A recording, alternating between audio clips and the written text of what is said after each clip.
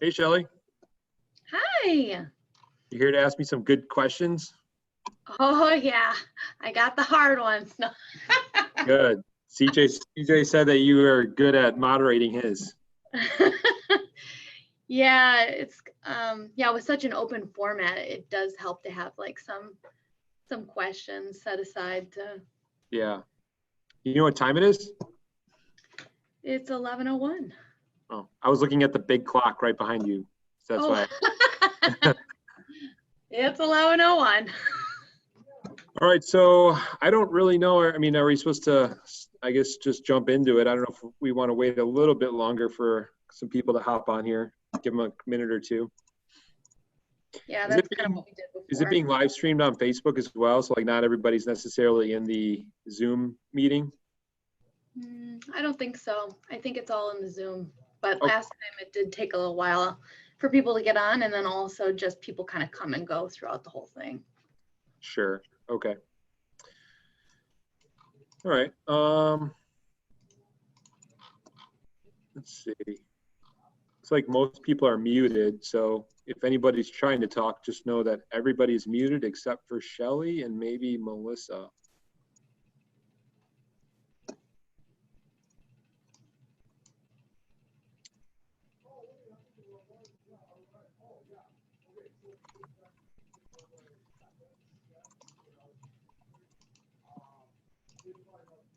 I'm gonna just put a message in the chat box about like asking questions if anybody wants to chat, ask a message through there versus verbally.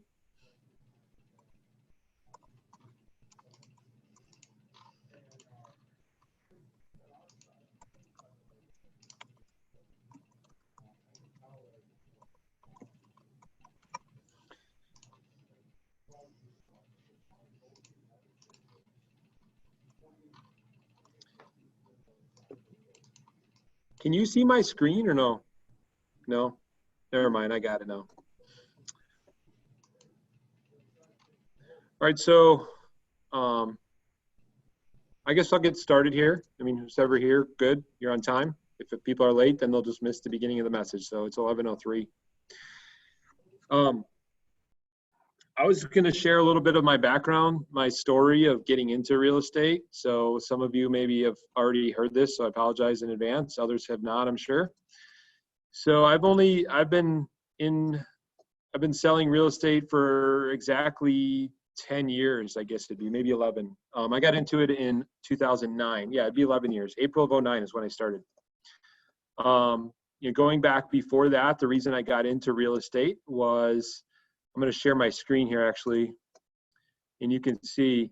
So for those of you that don't know my background, when I was about 19, 20 years old, I grew up in like New Berlin, Muskego area, and right around 19 or so, my parents decided to move out to Arizona. They sold everything, sold the house, my dad quit his job, and we just all moved out to Arizona. I mean, that's the very short version of that, but we left in 99. We had owned some land out there, but that was it.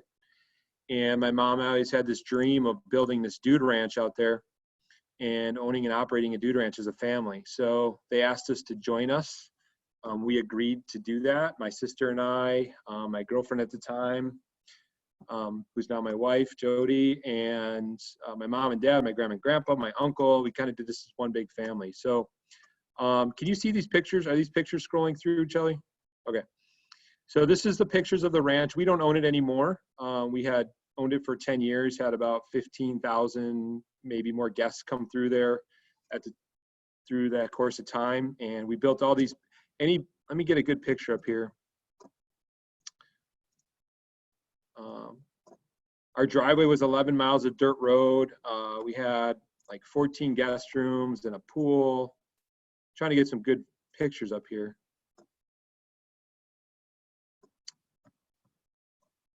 Oh, here we go. Okay, so I'll give you an overview just so you can get an understanding of how this looked in total. Here's a good one. So this is the ranch. We were in the middle of nowhere, beautiful mountain ranges all around us, complete darkness at night because there's nobody else around. And these were all our buildings. We had a lodge and dining room and guest rooms. This place down here was my house. So my point in showing you this, I guess, is one, to kind of show you where I came from a hospitality mindset. We had, all we did all day long was we got up and served our guests all day, from 7 a.m. to midnight a lot of days. We served them 3 meals a day. We took them on 2 horseback rides a day. Then we entertained them at night. We had game nights and campfires and just sat around and talked to them, drank, played pool, whatever. So I came from a very hospitable background, doing that for 10 years. It was ingrained into me that, hey, we're just like, our motto at our ranch was, you come as guests and leave feeling like family. So that was our mindset that we took on, and our mantra that we shared with everybody. And we put that out there for everybody up front. You'll come as guests, leave feeling like family. And the bold law that always comes to mind when I say that is, people grow into the conversations you grow around them. And it's really true, because we put that out there and we sort of set that expectation, people grew into that. Like, they came there expecting to leave feeling like family. And if we didn't make them feel that way, they were almost disappointed.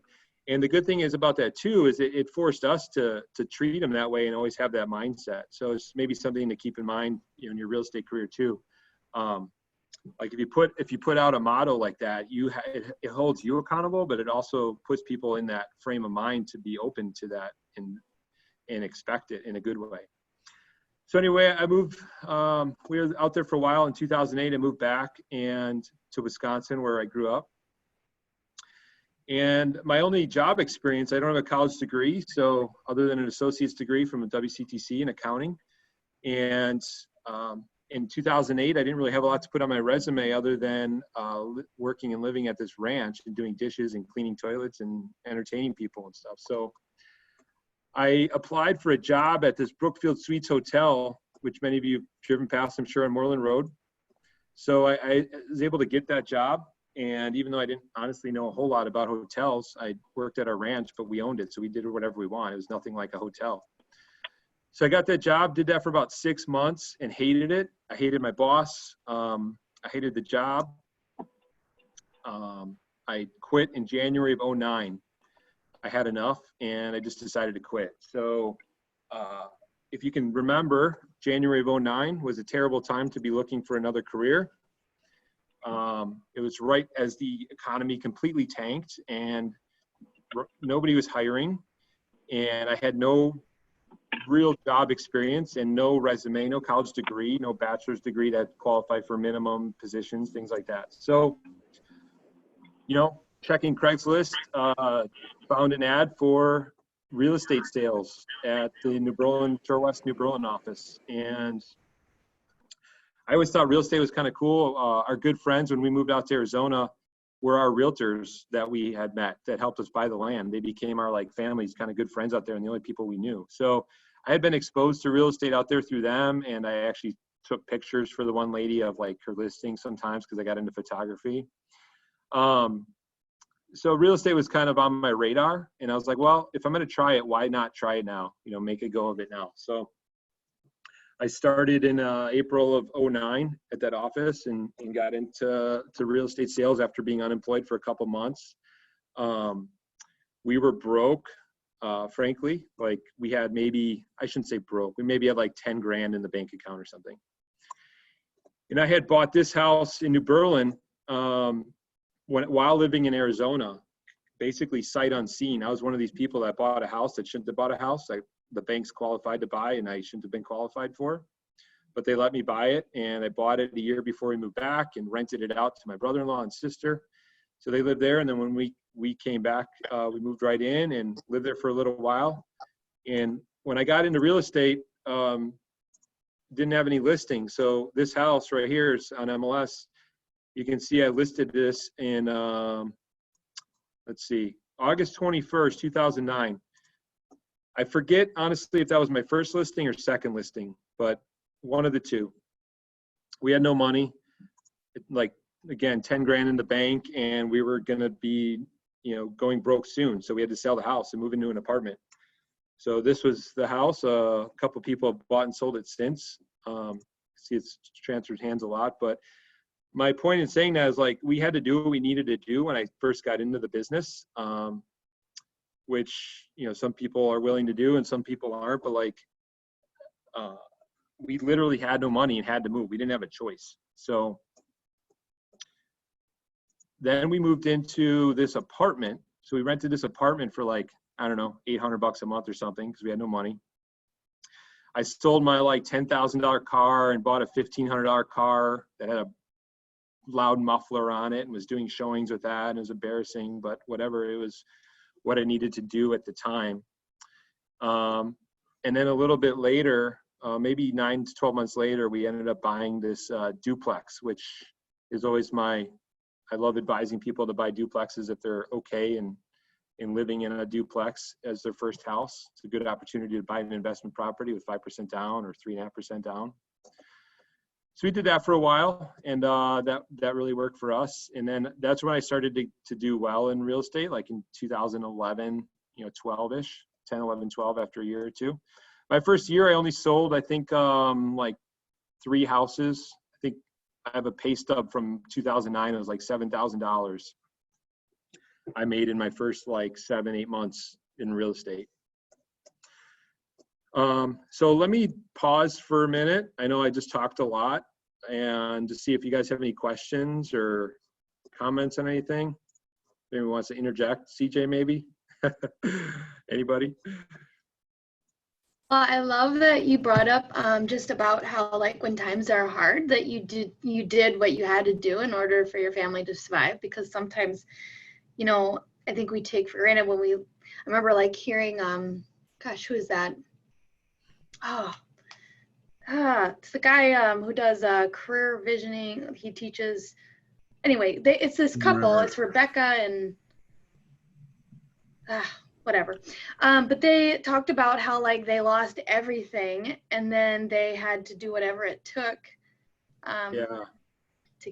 to help their family. So I like hearing this. Yeah, I know who you're talking about. I think it's Gene Rivers, isn't it? Yeah.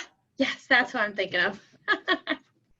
Yeah, it's a pretty common, not everybody's like got to that spot, but you hear a lot of people that have. Like, we're Dave Ramsey ELP. We're one of the 5 or 6 recommended ELP recommended agents for Dave Ramsey in Milwaukee. And anybody that know Dave's story, he went broke in real estate.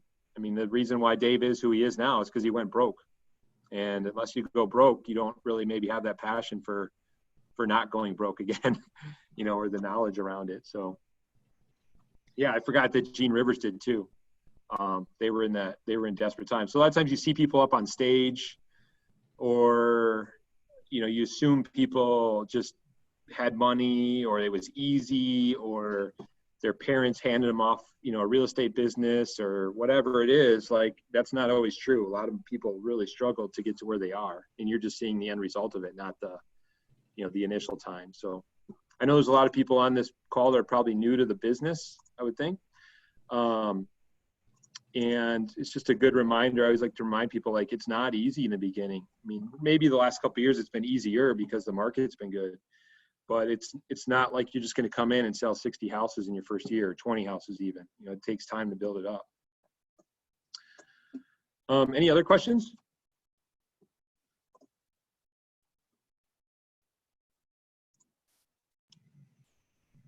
I do. All right, CJ. Quitting when those real rough, Jeremy? I'm sorry, what? Did you ever think about quitting when it was real rough? Yeah, did I ever think about quitting? Yeah, absolutely. Absolutely. Yeah. So, when I first got into the business, I had a 9-month-old. Actually, in this house, I was looking through these photos earlier. This bedroom right here, my daughter's bedroom, this one, these floors, I was refinishing these floors myself. I was listening to my real estate classes on my CD player, which is kind of weird to think about. But, and I remember doing that and taking my class, and like, I hadn't even begun yet, and I was thinking about quitting. And then getting into the business and only selling a couple houses the first year, and the second year, like, it got a little bit better, but even as I was selling more, I think the main reason I thought about quitting a lot is because it wore you out. It drained you. You're constantly working. You're on all the time. Now, I guess luckily for me, right or wrong, I was used to working all the time. At our ranch, we worked 7 a.m. to midnight, like every day, it seemed like. So I was used to working all the time, so that didn't necessarily bother me. But at the same point, like, even though I was used to working all the time, when I was working out there, like, we didn't have the stress of not knowing where the next deal was going to come from, or people bothering you with all these home inspection items, or just like always bad news coming at you all the time. It seemed like every inspection was a nightmare to deal with and a pain and annoying. And then it definitely bogged me down. And I remember, I forgot who said it. I think it might have been Justin Hoffman, actually, of all people. Or maybe somebody else, it doesn't matter. But they said something that I always remembered, to the effect of, like, you can't take on everybody else's problems with all their deals. Like, as much as you care about them and you want to do the right thing and have the deal go through and do it properly, you can't, like, sit there at night and be worried about their basement or be worried about their windows and their money and you're going to do what you need to do from a professional level and fiduciary level, but or perspective, but you can't take on all their problems, because it's just gonna be too heavy and you won't be able to sustain it. So that's sort of a mind switch for me. I stopped caring about stuff that I didn't have control over, or stopped, like, worrying about a lot of that stuff, and just did what I needed to do from a professional level. But I wasn't going to sit around at night and be eating dinner and worried about some dude's basement somewhere. I just decided I wasn't going to do that anymore. So I just had more of became at peace with whatever happened. If they had to spend $25,000 and fix their basement, that's just is what it is. It's not my fault. It's not because I did something wrong. So I shouldn't feel guilty about it as an agent. Because I think I started to feel guilty a lot, like, about people having to spend their money, especially that time period, 09, 10, 11, the market wasn't that great. People were doing a lot of short sales or in bad positions. You start to take on, like, guilt around that when you don't need to, because it's really not your fault. So yeah, Scott and I joke a lot about, we used to joke all the time about, like, having a bad day and just quitting and becoming garbage men.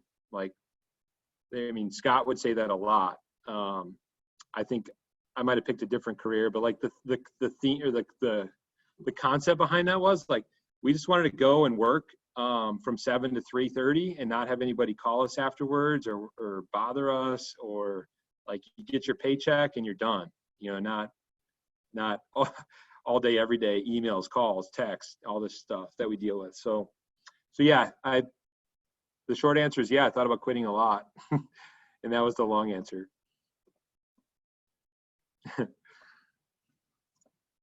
Any other questions?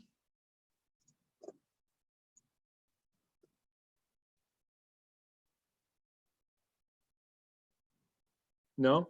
Okay. Let me check the chat box here. I actually haven't looked at that. I don't even know how to get back to this. Shelly, or can anybody else see the chat box? Can you tell me if there's any questions in there? Yeah, hold on. So we have someone saying, Rivers, yep, Dave Ramsey would be very proud of you, from Jen Strelka. And that's what we have. Okay, so yeah, no questions. Let me think of, see if I'm gonna share anything else here. Like, I'll tell you a little bit too about, I guess, our story of how maybe Scott and I met, and forming a team, and all the mistakes that we made. That would be good. Yeah. And for those, I guess too, sometimes I assume people know, but for those people that don't know, like, Scott and I own just over half of our office, along with, the Stellays and Chris Ruskowitz, which we started in 2015. Scott, Jennifer Strelka on our team, and myself, we left our Shore West New Berlin office on I think it's July 7th of 15. We walked out. But before that, Scott and I met. We both started in 2009 at the same office, and we met. We were kind of friendly, you know, we knew each other. We hung out a little bit, and then got to be more friends over the next year or two or whatever. But like at that company, you couldn't just team up with somebody in your office. They didn't let you. You know, if you were two individual agents, you couldn't then just form a team. And I was thinking about like going to Remax at the time. I'd been talking to some people over there, and then Scott was talking to them too. And, you know, Scott had made the decision to leave sooner than I did. And I was kind of like, well, let me know how it is. And then, you know, you can be the guinea pig and tell me if you like it or not. And then if you do, I'll come over too. And then like, I don't know, 6, 7, 8 months went by and he hated it over there.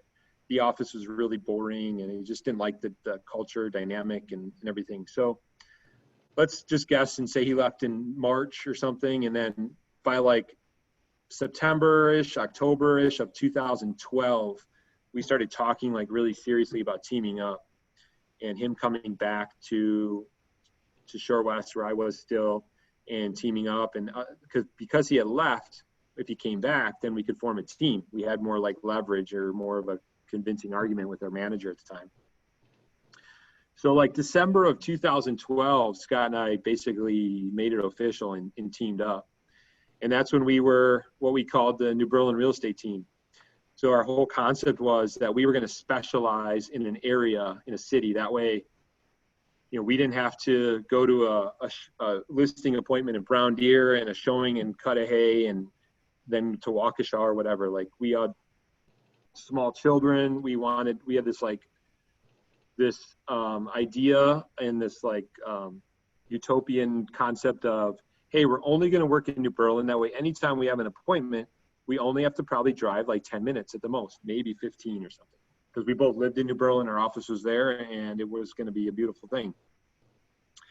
So that was our concept, and that's like why we called our team name the New Berlin Real Estate Team, because we were going to specialize in New Berlin and only work in New Berlin and like refer out, you know, elsewhere. And we tried that for a little bit.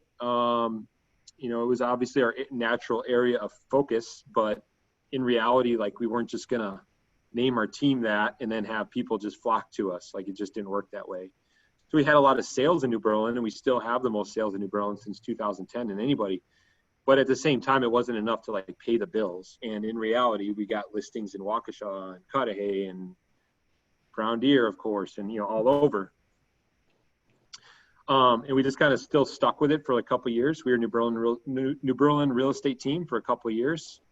And, you know, at some point it just became too odd to have a sign that said New Berlin real estate team on a listing in South Milwaukee or wherever. So then we switched courses on that and changed our team name, and have changed it a couple times since then. And it's sort of become a joke because we changed our team name like it seems like every 2 years. But not anymore, because we put lifetime in the team name. That way we can't change it ever again. So we're growing into the conversation that we're growing around us. So, all right, somebody's got to. Oh, go ahead. I'm curious about like what your team structure looks like. Can you tell me more about that?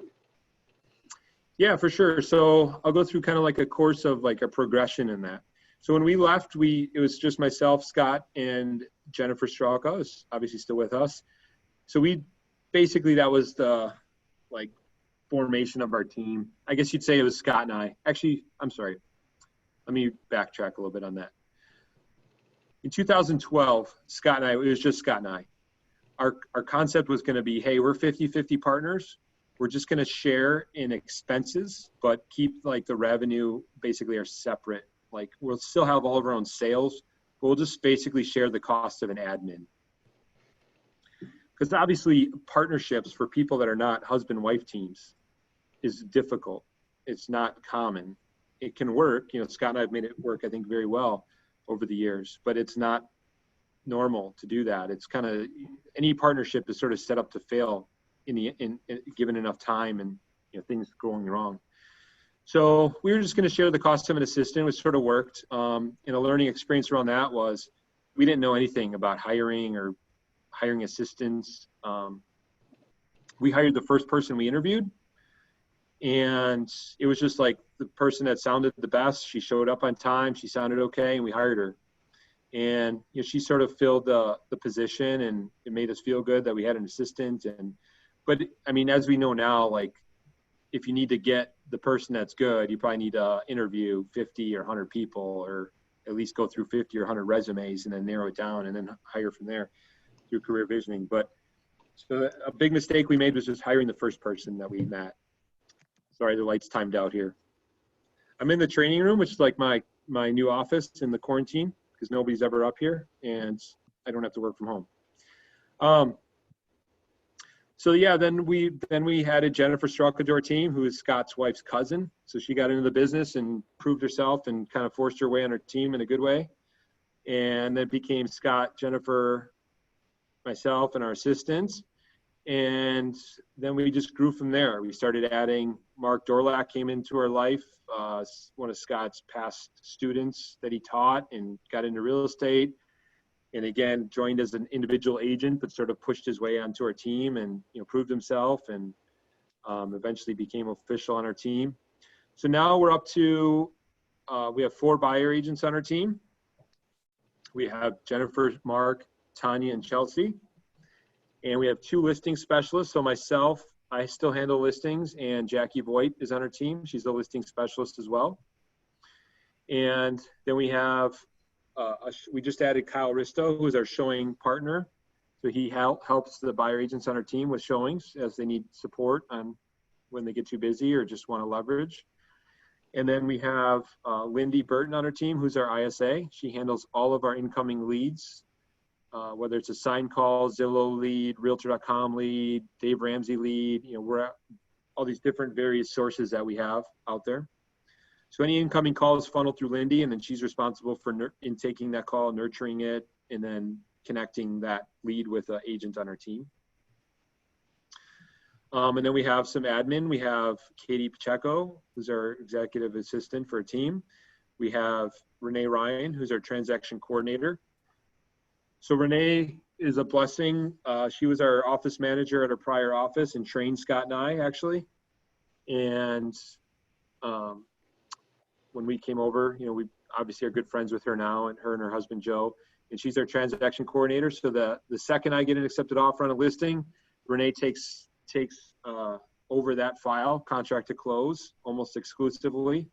I talk to her a lot on the back end, but she does all the negotiating with the other agent and does the amendments and paperwork and talks to the seller constantly. So that's a really beautiful thing to have on your team, is a really good transaction coordinator.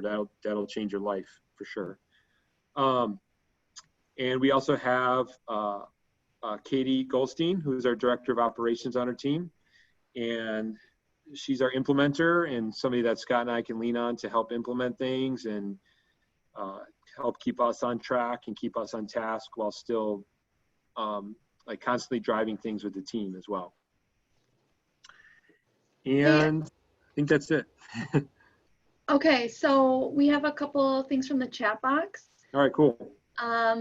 First thing that's funny, Jen Strelka, she's like, force my way, they begged me.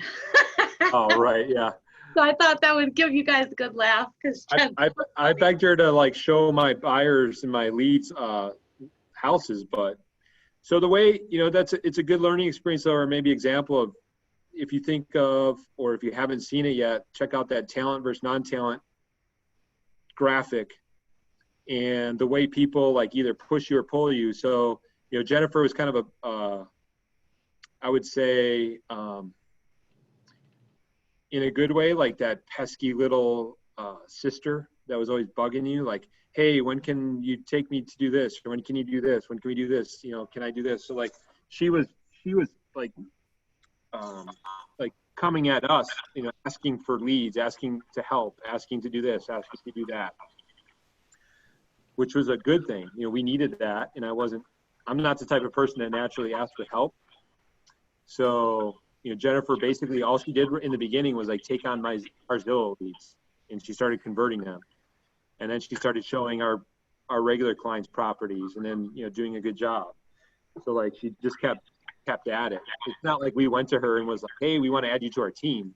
She just kept proving herself and showing up with no like promises behind it. We never told her like, hey, if you do this, this, and this, you're going to be on our team. So this is what I would have to say about that, where Jeremy is correct, and there is a completely different culture when you guys are, or when we were at Shore West versus Keller Williams. And at Shore West, they didn't ask for help. They didn't ask for newer agents to do showings and offer to pay them to do anything. So when you were a new agent at Shore West, you really had no other means to make money like they do at Keller Williams. So for me, what I did instead of asking, Scott and Jeremy did originally offer to pay me to help with showing buyers homes. But I said that what I wanted in return was just to learn from them. They were two mega agents in the office. I was brand new. And they always tell you that you should align yourself with someone who's highly successful so you can learn from them and create the good habits they have and just grow with them, etc. And of course, Scott being a family member helped. And surprise, I think Jeremy, I told you this, but in the very beginning, I actually was intimidated by Jeremy because I never met him before. So for the first year of me being at Shore West, he wasn't there that often, but every time he was in the office, I probably would go the other way and only dealt with Scott. Clearly that's not the case now, but back then it was. And now so it's the I know, right? Because I bother you too much now. Like so I said, the annoying little sister concepts. Actually, older sister. Never mind. Yeah. Thanks, Jeremy. You are correct. I am older than you two. Anywho. But really, this was just a way for me to learn from very successful agents who paved their own way. Because at Shore West, they didn't, the training they had wasn't what we have at Keller Williams. And so you kind of really had to make your own way and navigate it on your own. And so I stuck to them just so I could learn. And then as I got more confident, probably in like a year and a half, I started teasing them and making jokes about, hey, I'm going to join your team. Hey, you need a buyer agent and this and that. And then eventually it became more of a serious topic. And then that's how we grew into leaving, go to Keller Williams and forming a team. But originally it was just me trying to learn. That's awesome. Yeah, so like that, whoever's out there that's a new agent, if you're the person that is constantly volunteering to help people with showing requests and they put them out on the Facebook page or going to inspections or, you just keep helping out, like that can easily turn into a life-changing thing. If Jennifer wouldn't have helped us a lot, been good at doing it, she would have never been on our team. Because I frankly didn't want her on our team. I didn't want anybody on our team. Like, we were just, like, right, Jen? Like, I was not very friendly. Oh, gosh, no. So here's the funny thing. The face of the team clearly was Scott. I'm sure that shocks everybody. But at that office, they shared one small office. They had an admin that also was in there with them. And Jeremy was always running in and out. You rarely saw them or saw him. So he didn't portray like he was the friendliest person. He is, of course, but he was always on the go. And so he didn't really make a lot of time for a lot of other things other than what he was focusing on for his listings or his clients. Mm-hmm. Yep. All right, I have another question from the chat box from Deborah Croft. Were you more confident in working as a team opposed to working as an independent agent? And what is your advice for a new agent? So first question, can you say it again? Am I more confident? Yeah, were you more confident being in a team versus being on your own? Well, I don't know. I guess I don't have a great answer for that other than, I'm a pretty confident person, I guess, by nature. So I was confident it depends on like what perspective, I guess, you're asking from. But if you're asking from like a sales point of view, I was probably equally confident. It's easier when you're on a team, especially if you're newer to be able to cite and reference team statistics and I'm on this team, we sold this much, versus like being new and you've only sold 3 houses in your history. It's like from that point of view, if I would have been on a team in the beginning, I probably would have been more confident just walking into the door. But frankly, I guess I've been blessed and I'm a pretty confident person and good at, BSing. So I was, I walked in the doors back when I was young or like new, and just kind of played the part, I guess, flipped that switch and turned it on. So I was always confident, but what I'm more confident in now being on a part of a team is that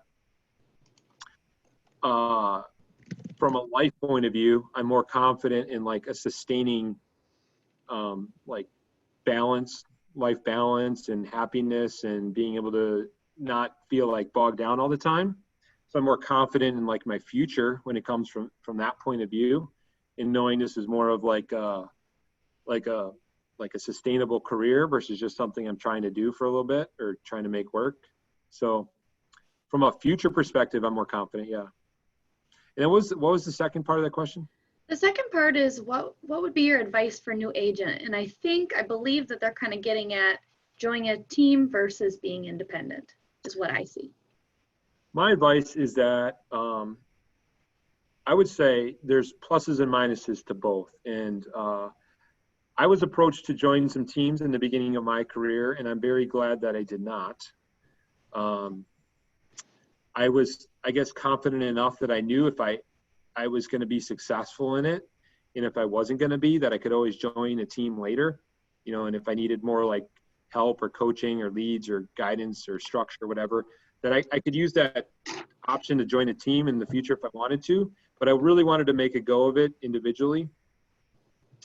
Part of that is just not knowing enough at the time either. I didn't know it nearly as much as I knew back then.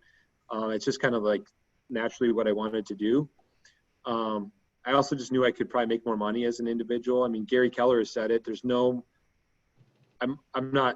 is not verbatim, but something to the effect of there's very few businesses in the entire world that are more profitable than an individual agent, a successful individual agent. It doesn't mean you're going to have a great life, and it doesn't mean you're going to have free time or vacations, but from a profit margin point of view, there's very few things you can do in life to make as much money as you can as an individual agent.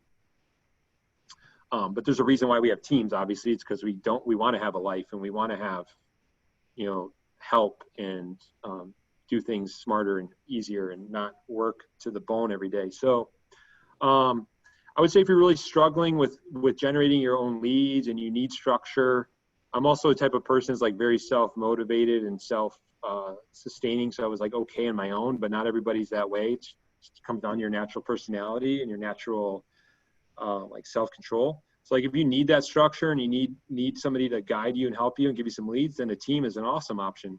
There's a lot of people out there, I think, that are very happy they probably joined a team from day one. So if you can make it on your own, I would say try that for a while. You can always join a team, but if you feel like you're really struggling and you need that help, then I would move forward with a team sooner than later. Real estate, is there any other questions? Otherwise, I can expand a little bit. You can Well, Jeremy, sorry.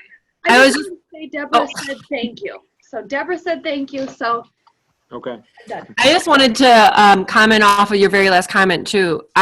When I first started real estate, my intent was to be a solo agent for up to the first 2 years. And then that's, like I mentioned previously, is when I started like a year and a half into, I started joking with Scott and Jeremy about joining their team. But the reason why I stayed a solo agent is just to make sure I knew I could do it. And I had the basic fundamentals of being an agent, period.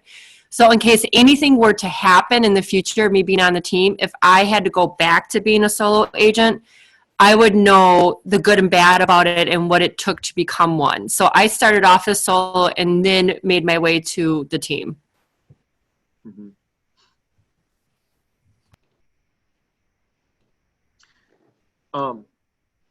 I guess some other ways to expand on that, like I would hate to see somebody get out of the business that could have done really well. Real estate this business has completely transformed my life and my family's life. And 10 years ago, I was basically broke. And now, we have everything that we have. Who would have thought 10 years from now that I'd own a market center. Scott and I would own a market center. We'd own the building that it's in. I have multiple investment properties and vacation property and my house and stuff like money and savings. Like, it's totally changed my life. And I've accomplished things that I could have never done with a job that had a W-2 associated with it. At least not me, because I never went to college. I never was in line to get a good regular job, so to speak, because I did the whole ranch thing in self-employment family business for 10 years. And I didn't get a lot of money from that either. I mean, one thing I forgot to share that did add to a lot of my stress in the beginning was my real estate sales were like funding my parents' ranch for a while. At one point they owed me like $100,000, and they were in the process of selling it. It was for sale, but like, is a $2.5 million ranch. Maybe even started at $3 million. And there's not a lot of people like that were looking for $3 million resorts in 2013, 14, whenever that was. It was a tough sale to try and sell it. So like, they owed me a lot of money. I was getting pretty nervous about it. And like, if I didn't have all the money from my real estate sales, my parents' ranch might have failed too, because like we were funding them. So that was a big thing I kind of forgot about. So anyway, my point is like, it changed my life, and I mean, it can change all of our lives. It could probably change many of your lives on this call even. So to stick with it, that's the key, to really try your hardest until you know for sure it's not going to work, or you just don't like it. I mean, if you don't like it, then why do it?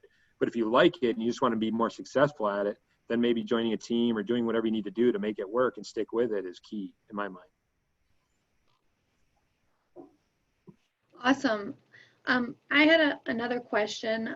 I was curious about what your daily schedule looks like. Obviously now we're in kind of Corona times, so it's probably different than maybe if I had asked you, I don't know, 60 days ago, but just if you want to just tell me a little bit about your schedule.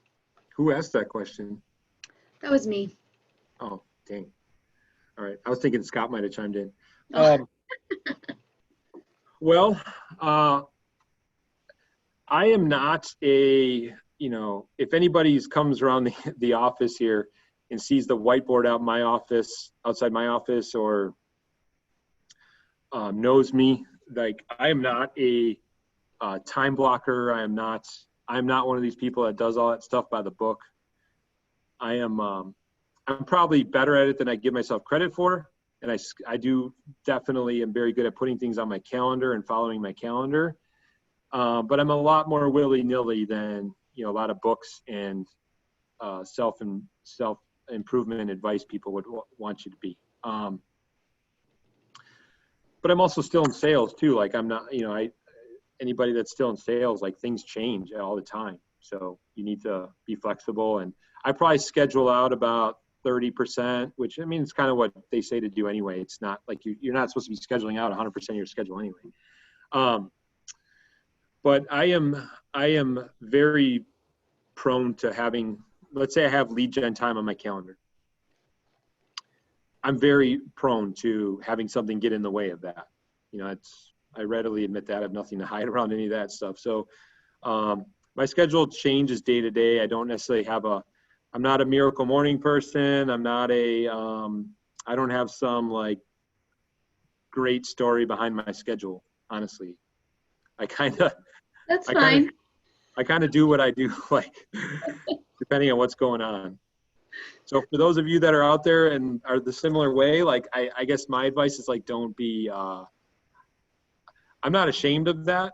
I mean, it works for me. So I know some people need more structure and like to say they do certain things every day, and that's what they do, but I don't.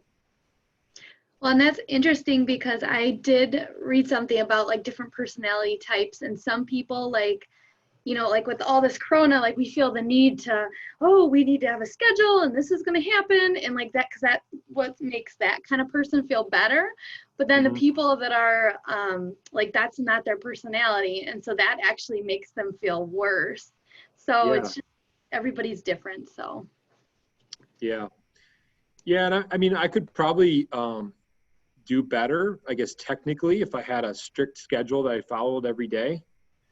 And but I guess maybe I just don't want to, because if I wanted to, I would do that. So.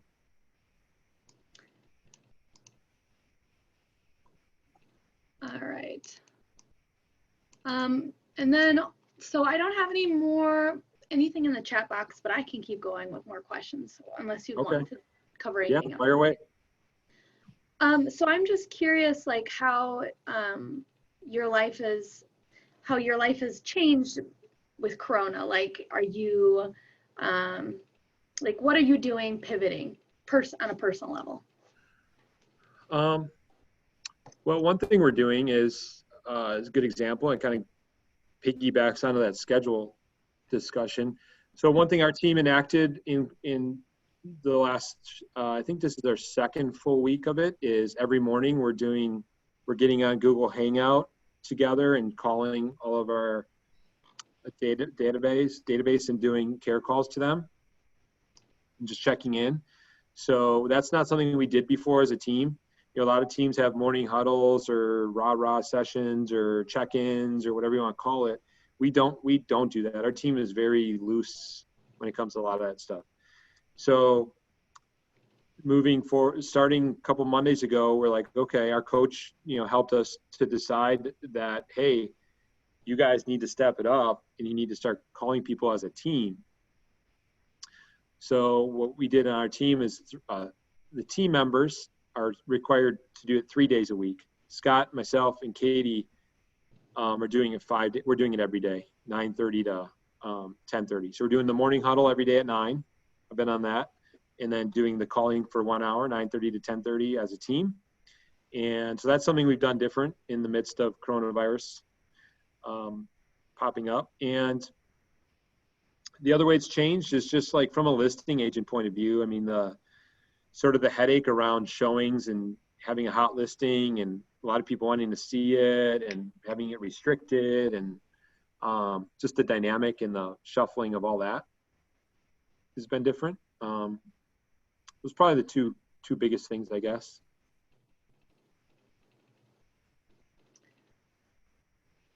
Does anyone else have any other questions that you'd like to either put in the chat box or go ahead and unmute yourself and ask?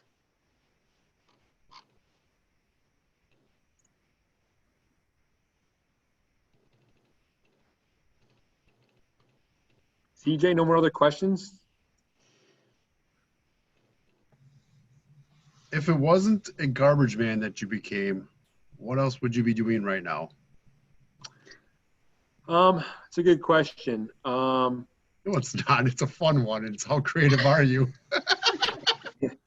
I probably would have done something like, I don't know, I probably would have found a different sales job, or I was all over the place, honestly. Like, I applied at a lot of different things. I was always just kind of, like, when I got my job at the hotel, I was making $45,000 a year, which, like, that seemed like awesome to me. I thought that was like, I had made it. I was making like 10 grand a year at the ranch. Like, we basically worked for food and board, room and board, like literally.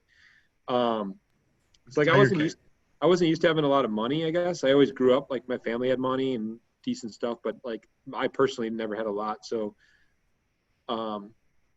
like when I was making 45 a year at the hotel, I thought that was like it. So when I first got into real estate, when I met with the guy that like I signed on with at Shore West New Berlin, Scott Allen was his name, or is his name.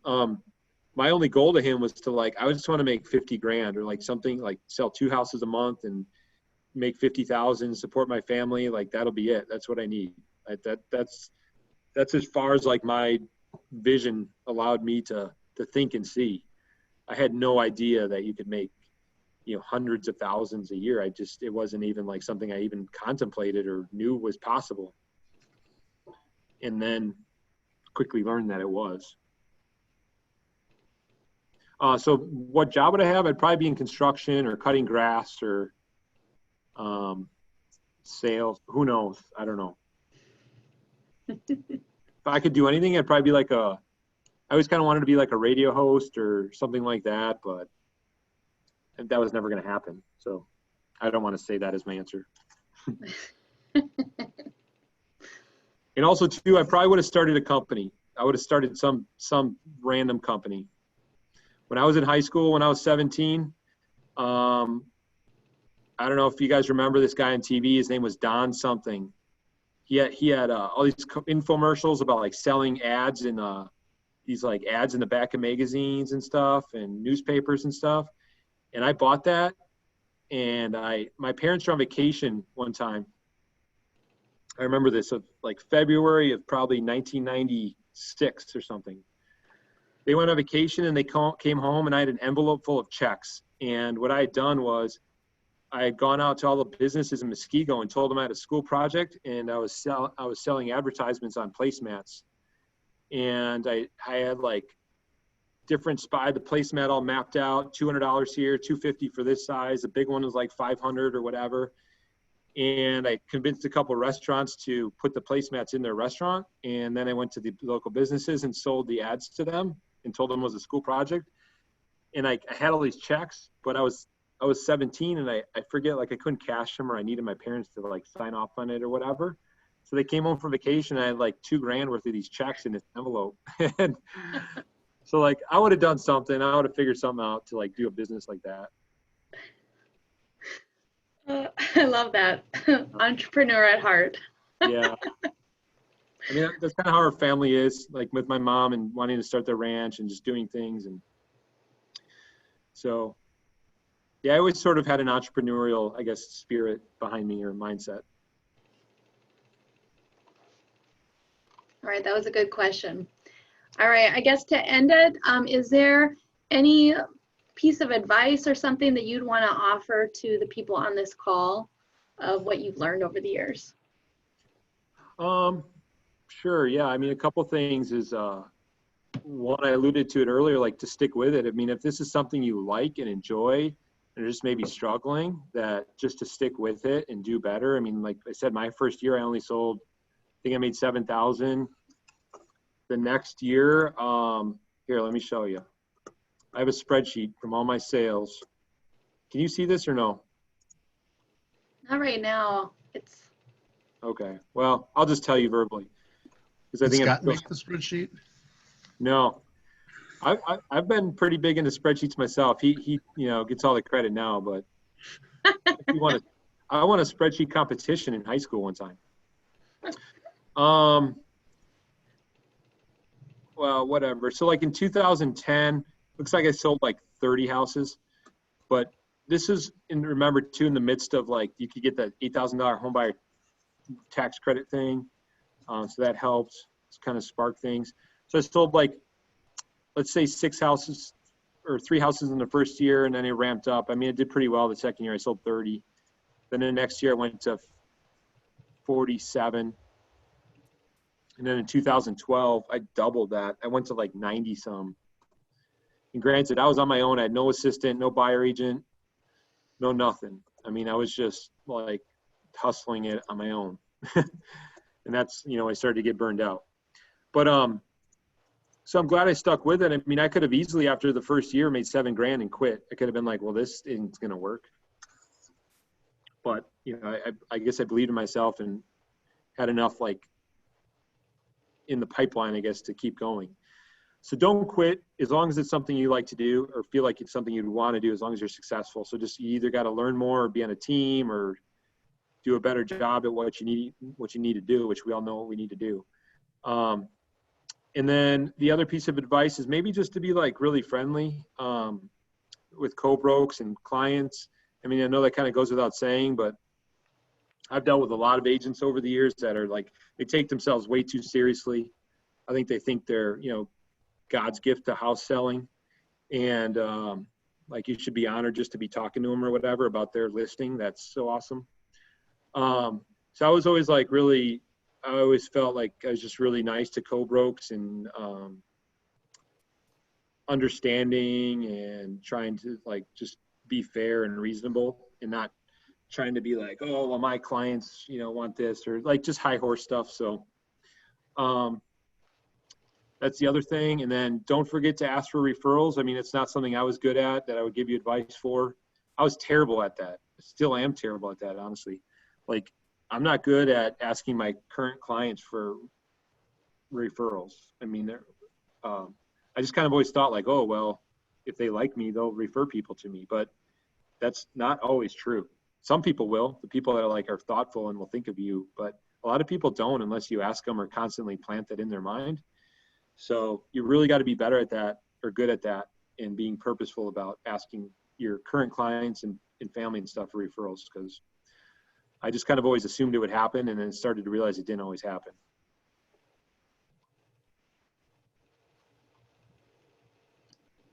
Awesome. Well, thank you, Jeremy. That was really helpful, and I love getting the insight a little bit into your life. So Cool. Yeah. Well, thank you for being the quasi moderator of this. I know you're not the official moderator. So yeah, that's it. Unless anybody else wants to chime in. people are saying thanks on the chat box. So Cool too. And just one more thing, like if anybody ever needs anything, you know, our team is a resource, so you can reach out to us and ask us for copies of anything, any materials we use, you know, graphic stuff, questions, help, you know, reach out to us. Don't think that we're not capable of that. So we're willing to help. awesome. All right, I'm out. Cool. All right. Thank you, everybody. Thanks. Thanks, Jeremy. You're welcome.